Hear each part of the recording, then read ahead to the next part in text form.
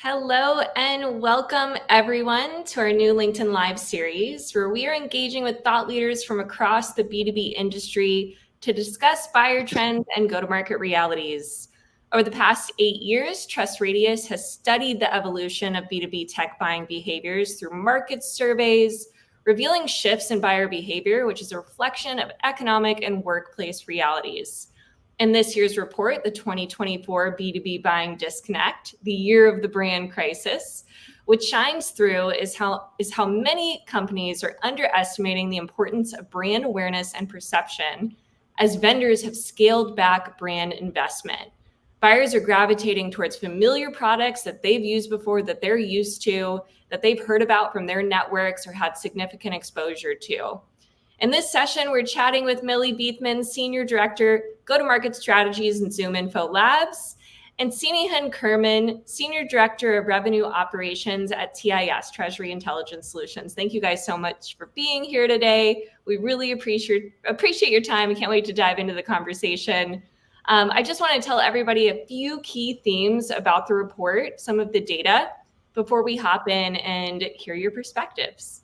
So some of the report's findings, 38% of tech vendors are diverting spend away from brand awareness campaigns.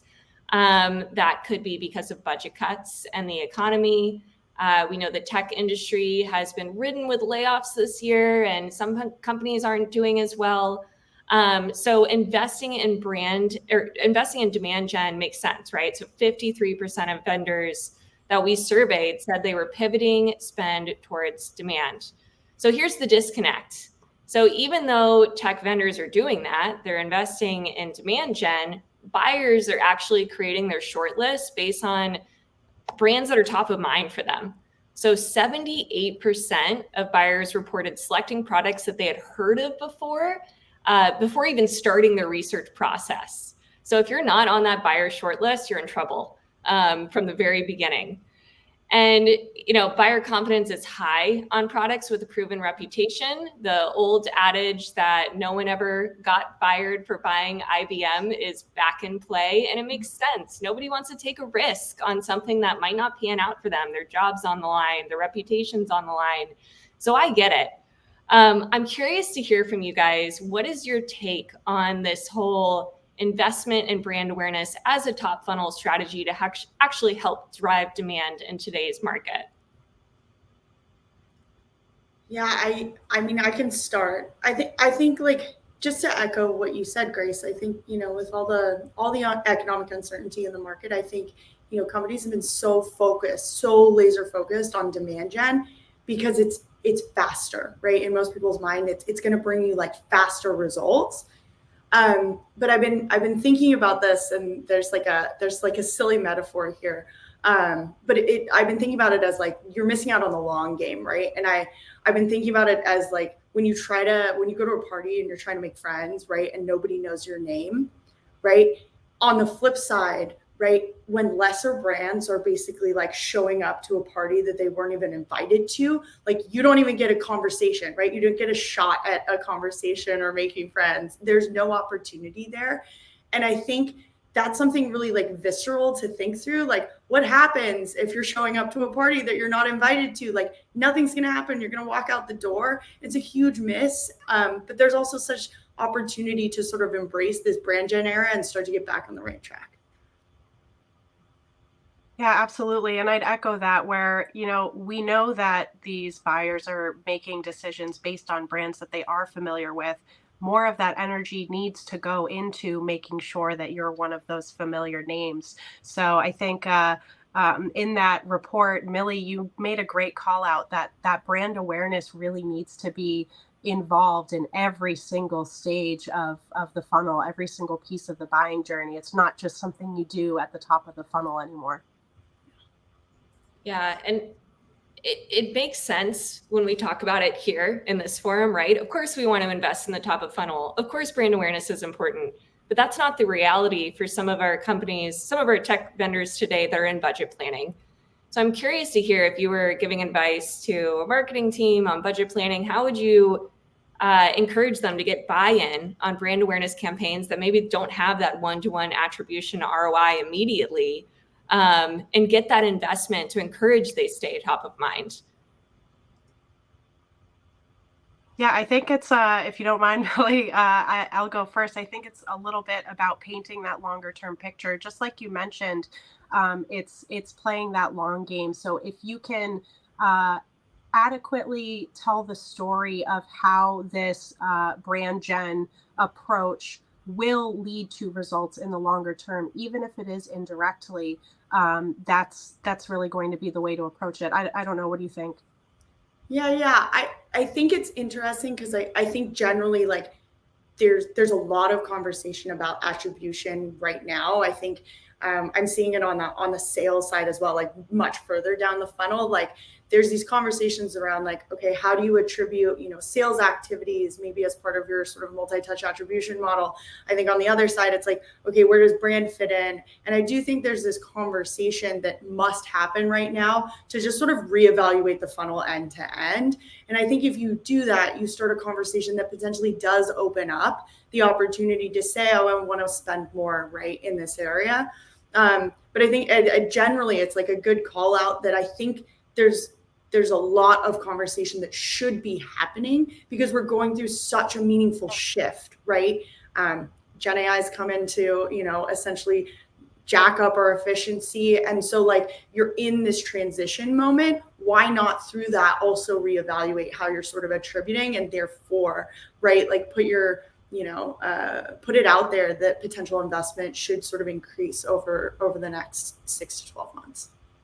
Yeah, absolutely. It's tough too, because when you're looking, first at the 6 to 12 months, but also thinking longer term. I actually had a conversation with a vendor about this earlier. We are all seeing this sort of downturn, and now is the time to be really honest and transparent and have those discussions internally and say, okay, if this is what the foreseeable future looks like, what are the things we're doing well right now? What are the pieces of our brand identity that are really gaining traction right now? Lean into those and then think about the longer term strategy from there. I agree. And Millie, you mentioned kind of shifts in approach to marketing. And I feel like, I don't know, maybe the past 4 or 5 years, tech marketers have been so ABM focused and ABM companies have emerged, and every article was focused on ABM and how to attract buyers. And I don't know if maybe that kind of spurred this movement towards only investing in demand gen, or it certainly influenced it.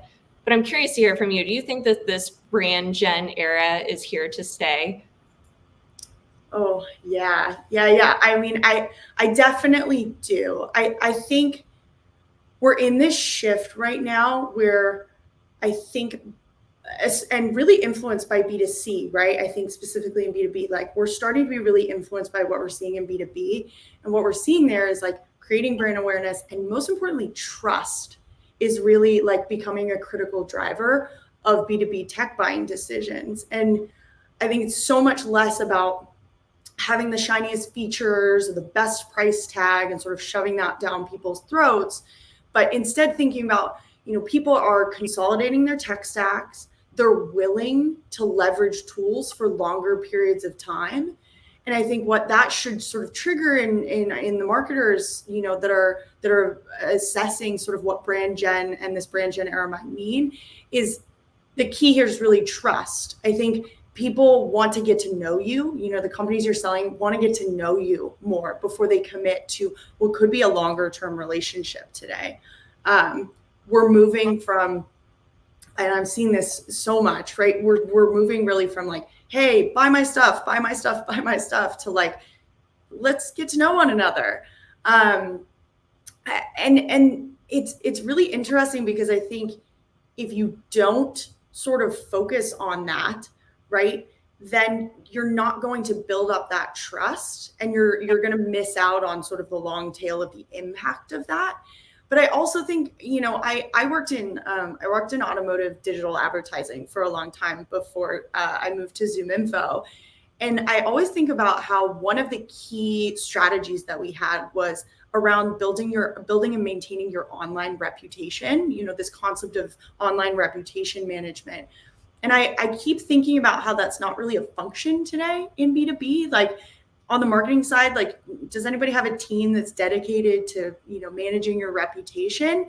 And I really think as we think about like this brand gen era, like there's opportunity to bucket that within, community. I think about the fact that, we don't have loyalty programs today. That's very much a B2C concept. Like we're sort of on the precipice of incorporating all of these things.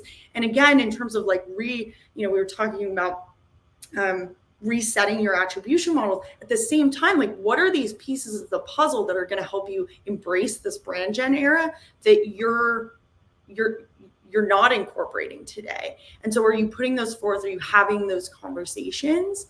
I think in the report too, I mentioned, events, right? Are they demand gen? Are they brand awareness? They're really both. And I think they're really critical to building up enough trust. I'll just say one more thing about sort of this trust idea. There's a management framework. I'm not sure if you guys have heard of this, but like there's this management framework, and it's all about, if you build trust with your employees, you'll get them to really perform at sort of the highest level. And I think the same is true when we think about the brand gen era. Like how many sort of trust deposits are you putting in the bank such that, when you maybe make a mistake or something goes awry, et cetera, you're sort of maintaining the opportunity to drive that lifetime value of that customer. And all of those strategies around events, making sure your support is really strong, you're building community on LinkedIn, right? You're building your own communities. All of those sort of fill up that funnel and create that trust.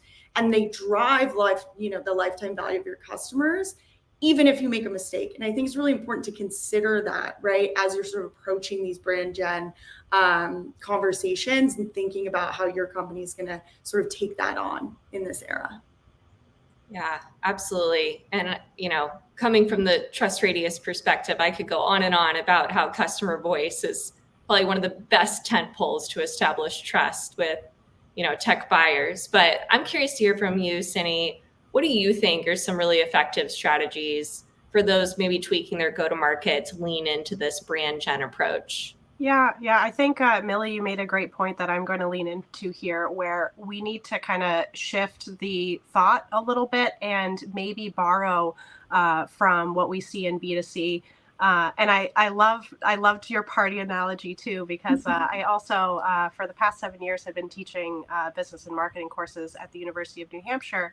And one thing I always did with my students is I'll tell them, I don't care if you're going into B2C or B2B at the end of this degree, put on your consumer hat. At the end of the day, we're all human beings. So if you can kind of shift your strategy in a way that understands and really takes into account that at the end of the day, we're just people talking to people, then I think it's easier to say, okay, what are the needs of the customer here? Really focus on being customer centric to the point where, it is building this relationship, it is building this trust, and it's having this conversation. I think for a while, and this is, I'm glad we're past this phase, but for a while, this whole idea of brand awareness was very much, who do we want to be in the marketplace? And not necessarily who should we be in the marketplace? What are prospects asking for? What are where's the gap that we are filling, and how are we doing that well? So yeah, putting on that hat of the ultimate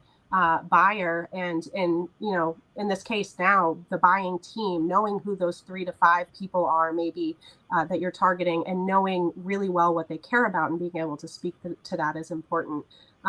Grace, you also mentioned leaning into that trust content. That's part of what builds that reputation in the marketplace. So if you're able to speak to your own brand well, again, through that whole funnel, and have your customers echoing the things that you're saying as a part of that brand awareness campaign, then you're golden.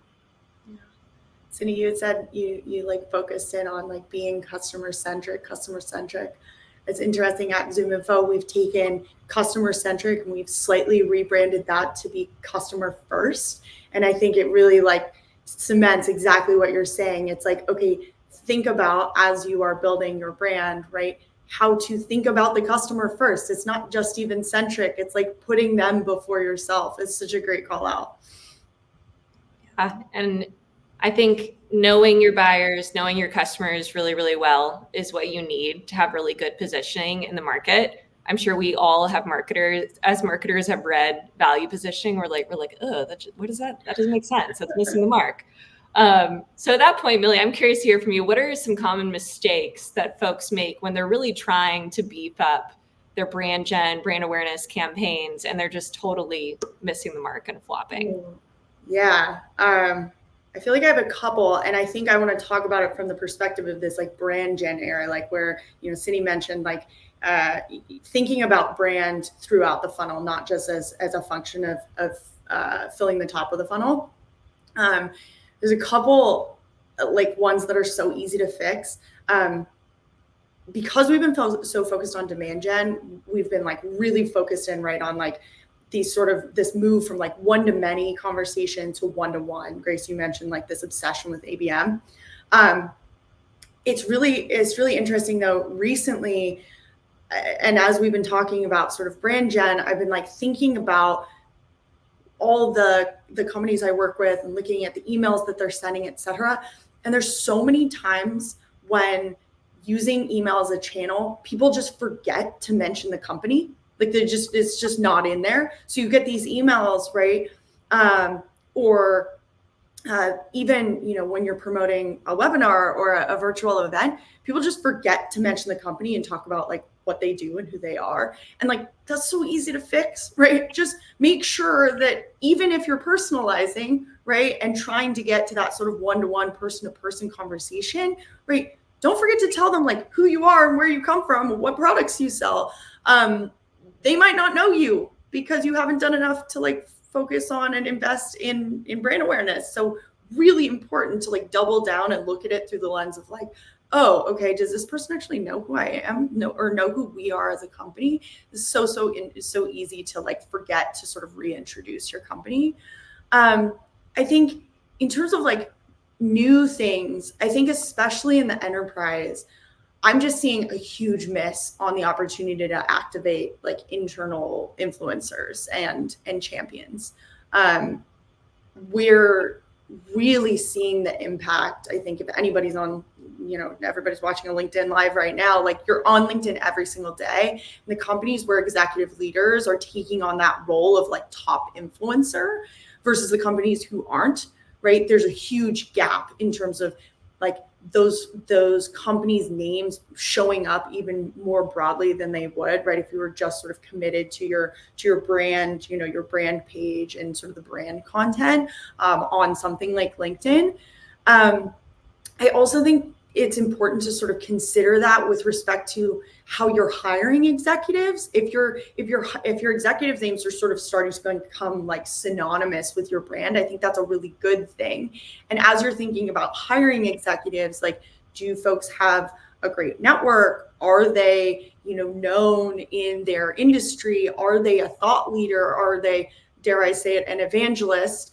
But I think that's important, and I think it's sort of reframing to the enterprise today. I think there's a reframing to do or a re-cementing of the power there. And then just my last one is I see people fall down on this all the time. People are so good. Oh yes, I have case studies. I need to create social proof. I need to showcase, right? Other brands that are using us and create that trust. But I think a lot of people fall down on, you have to put forth a case study or social proof or a quote in some way of a brand that people recognize first, and then show logos that look like that company. I see people like putting up logos of like, oh yeah, it's a small business. You're a small business. Let's like talk about this quote and like that great, outcome that you had. It's so much more important to make sure that you put out a logo that people recognize first, and then do sort of that personalization with additional sort of quotes, social proof, et cetera. If you put out companies that nobody has heard of, like that's not going to get you anywhere. So doing both is super, super important. Yeah, those are all great points. On the last one there, one thing that we consult our customers on at Trust Radius is ensuring that that social proof actually hits the pain points for people like them. So it's not just getting a review or a case study; it has to make sense, right? People want to hear from folks that have a similar job title, similar persona, similar business. Are they recognizable? To your point. So I think that's a totally fair statement. And I was cracking up about your comment about email as a channel. I get so many BDR emails that are like, oh, I see you went to college here. And then it's, they just want that hook. And then after that, it just falls flat. I'm like, what do you do? What are you even trying to sell me? Who do you work for? What is this? Totally. Ridiculous. Totally. It's such a miss, and it's such an easy fix. It's such an easy fix. Absolutely. So those are some great tips on the kind of what not to do, how to get ahead of it. Cindy, on your end, what kind of tech would you recommend, or new strategies or tools that marketers can use to improve their brand gen go-to-market strategy? Yeah, this one's interesting too, because I always come in with like, here's the tech that can support, but at the end of the day, the tech is only good if the human process behind it is good. So just continuing with this email bit, I think what I'm seeing a lot of lately is organizations diving into conversational intelligence. So AI is obviously not going away anytime soon. And there are some really interesting tools out there that take on this piece. And, the goal is to make it easier for BDRs to be able to send these emails out that are automated in a way, but still feel personalized. And if you are not thinking about the inputs, we've all heard garbage in, garbage out. I think that's where we end up seeing a lot of these, like, okay, yeah, check the boxes, college here, title is this, whatever. And that's how you get the crap email. And that's not what we want. So if we're looking into using these conversational intelligence tools, we want to make sure that as we're reviewing the technology, we're looking at it as a whole and how these pieces play together. So we have access to so much data now, and being able to appropriately link those pieces together and say, okay, here are the normal pain points that we're used to seeing. Are we collecting insights about those pain points or insights about those interest areas on these prospects? Great. We use that data so that when we are generating these outreach points, we can do a better job of saying, hey, here's whatever that connection point is. Hopefully it's not still the college hook, but we met at this trade show. You engaged with us here. Something happened. I know that you're interested in this. What I normally see happen at, call out to one of the big names, like you said, Millie, what we normally see happen here is XYZ. I know that we can solve the same problem for you in this way. And at that point, you're pulling in the data. Hopefully, you have that forethought of what data you need. You're pulling in the data.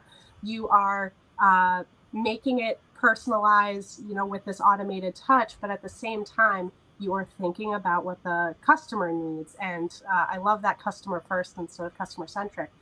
That's got to be the approach. So AI all day, we can talk about all the tools that are out there, but it doesn't matter if you are not using them well.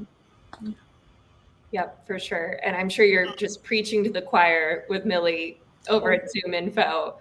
Totally. And I'm going to give you the floor, Millie, to talk about how have you guys at Zoom Info, how are you, effectively giving sellers the tools to reach their buyers at the appropriate time with the appropriate intelligence to actually get their attention? And have you guys employed any of your own strategies or other strategies in the industry to help with this whole brand gen approach? Yeah. And I think I'll be the first to say that, we are the poster child for, committing to brand to demand generation over the last 10 years, right? Really taking ABM seriously and really committing on driving those fast results. But it's really interesting because now we are embracing the idea that we need to commit to brand gen and think about this as an era and really think about the long game. There's a few things that we're doing that echo sort of everything that we've talked about. I mentioned that, customer first is very much sort of the way that we think about that, or our brand internally in a lot of ways.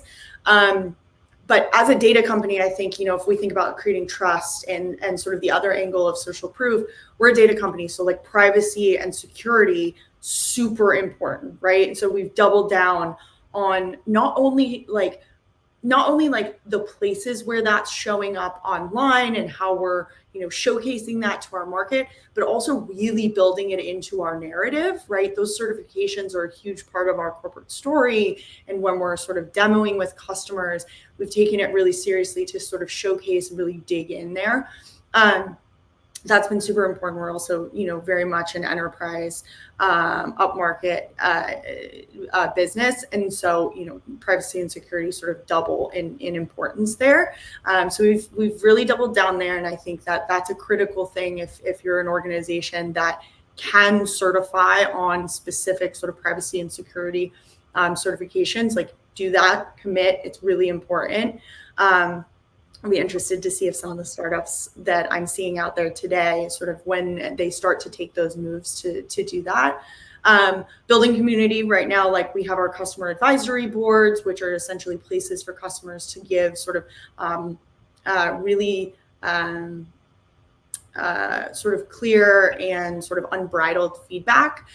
We've built a modern go-to-market community. We're super committed to sort of like open sourcing our go-to-market knowledge and really asking for feedback. You'll see my face online a lot, talking about go-to-market strategies and things. We're sort of trying to share a lot more of that externally. And we've really doubled down on our B2B like influencer strategy, really taking a sort of a page out of the B2C influencer book. And, our leaders are really becoming synonymous, like I said previously, like with our brand names. And I think it's creating quite the ripple effect. And anyone can do it, right? I think the most important piece there, though, is you've got to give your executives the social marketing or the content marketing support that they need. Is really important for them to be successful in doing that. Yeah, thank you for that. Thank you for bringing up the security point. So important in enterprise. So important. I mentioned at the beginning, it's, I want to buy something that doesn't get me fired. In enterprise, of course, don't want to buy something that'll get me fired, but also doesn't put me in jail. You don't want to get in trouble. 100%. 100%. Trouble. So I agree completely. We're coming so close to the end, but I do want to ask one final really important question. Kind of looking ahead at the market, what do you guys see as the next big trend in B2B tech strategy to drive awareness? We touched on Gen AI a little bit. What else?